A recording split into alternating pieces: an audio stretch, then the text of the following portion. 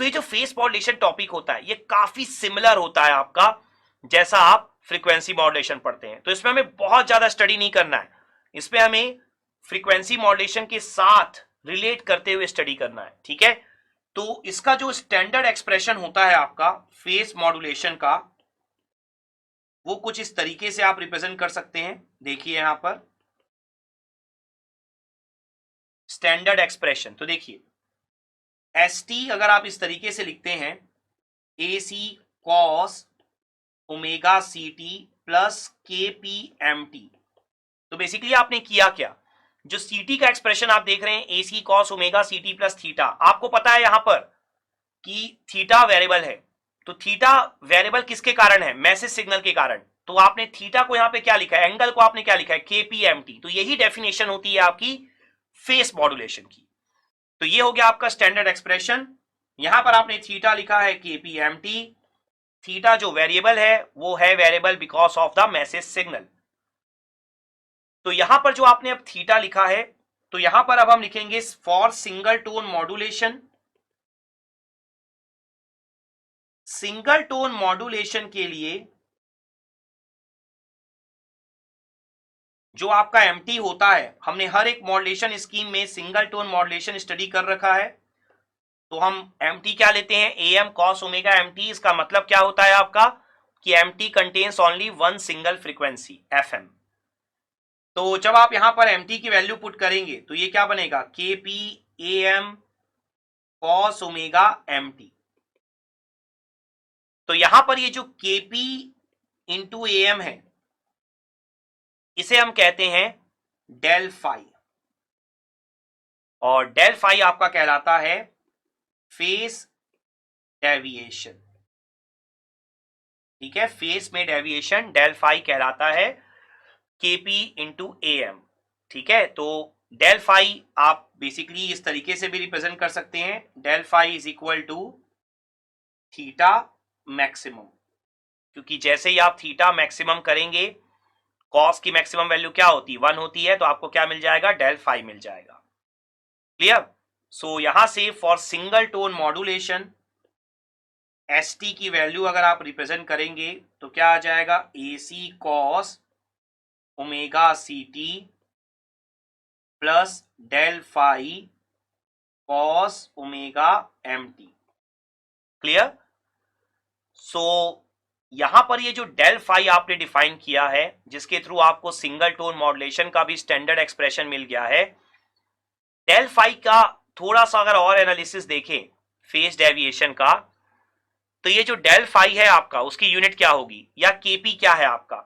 तो हमने standard expression तो लिख लिया, अब हम फेज डेविएशन का दोबारा से एनालिसिस करते हैं। तो देखिए डेल फाई जो आपने लिखा है केपी इंटू ए एम, तो ये केपी क्या है, बेसिकली केपी आपका कहलाता है फेज सेंसिटिविटी।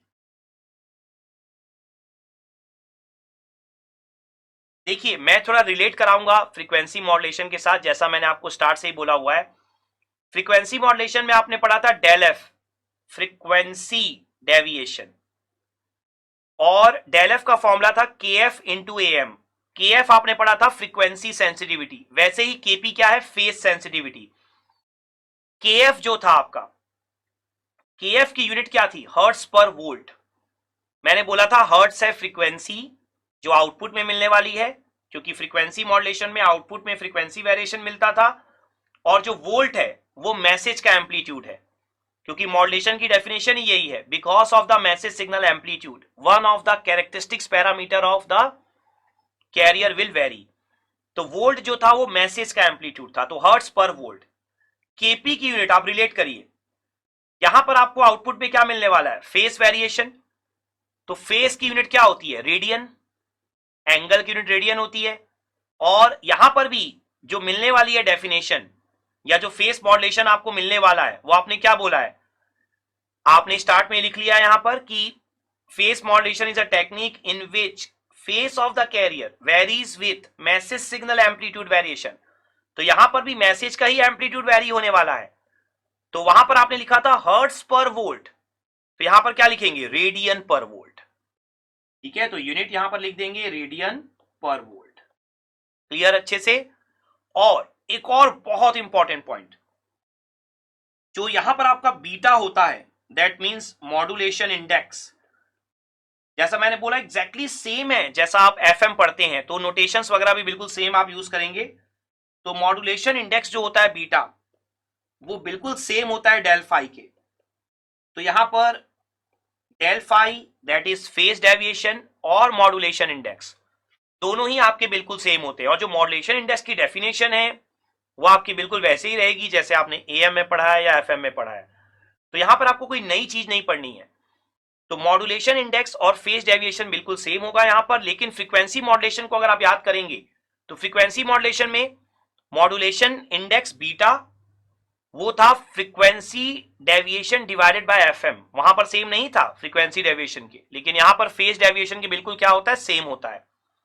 तो आप जो स्टैंडर्ड एक्सप्रेशन लिखेंगे अब सिंगल टोन मॉड्यूलेटेड सिग्नल का, वो लिखेंगे A C cos omega C T plus beta cos omega M T. तो ये काफी इंपॉर्टेंट एक्सप्रेशन है अगर हम फेज मॉड्यूलेशन की बात करते हैं। ठीक है, हमने जस्ट डेल फाई की जगह यहां पर बीटा पुट कर दिया। तो ये होता है हमारा standard expression.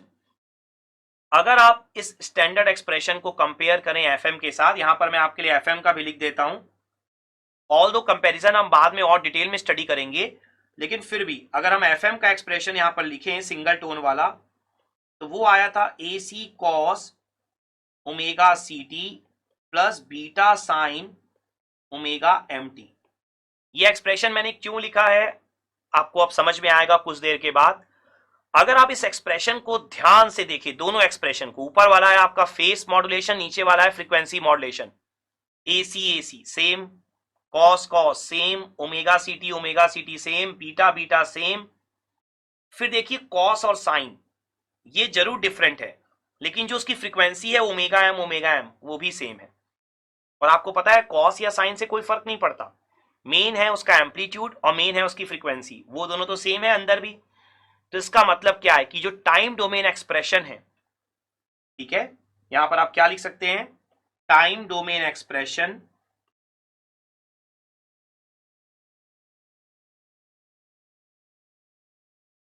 Of PM and FM are almost same. और इनके सेम होने के कारण होता क्या है कि एनालिसिस जो है वो हम पीएम का नहीं करते हैं।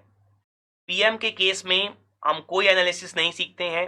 पीएम के सारे एनालिसिस वही होते हैं जो आपके वाइड बैंड एफएम के होते हैं, क्योंकि एफएम का मतलब वाइड बैंड एफएम होता है। मैंने आपको ऑलरेडी समझा रखा है ये पॉइंट कि narrow band FM practically use नहीं किया जाता है।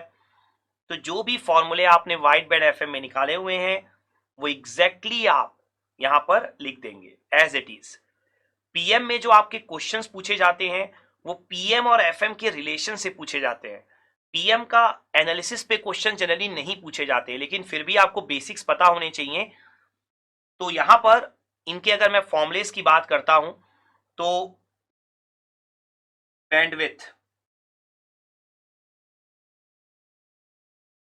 तो बैंडविड्थ हमारी क्या थी वाइड बैंड एफएम में, एग्जैक्टली आप लिखेंगे same to same 2 into beta plus 1 into FM, exactly same formula, आपको कुछ भी एनालिसिस नहीं करना होता है यहां पर।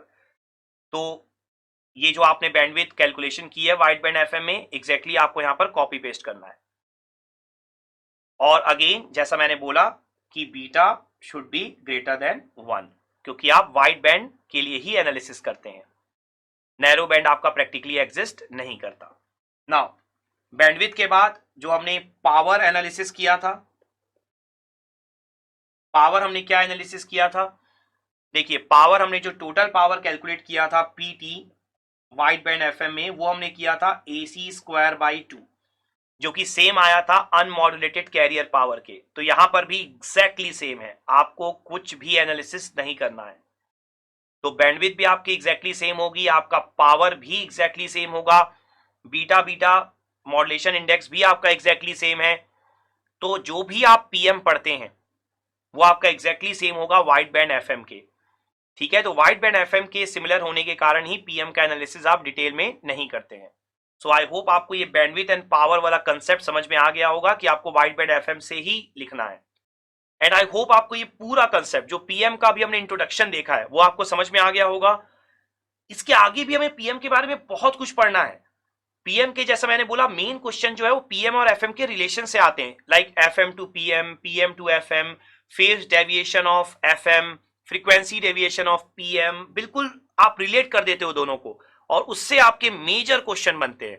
वो क्वेश्चंस हम एलएम में भी देखेंगे और पीएसएम में भी, तो उससे आपको पीएम का और भी ज्यादा आइडिया लग जाएगा। लेकिन अभी के लिए जो हमने इंट्रोडक्शन देखा है आपने देखा एग्जैक्टली सेम है वाइड बैंड एफएम के, तो इसमें आपको कुछ ज्यादा स्टडी नहीं करना है। सो आई होप आपको ये कंसेप्ट क्लियर हो गया होगा।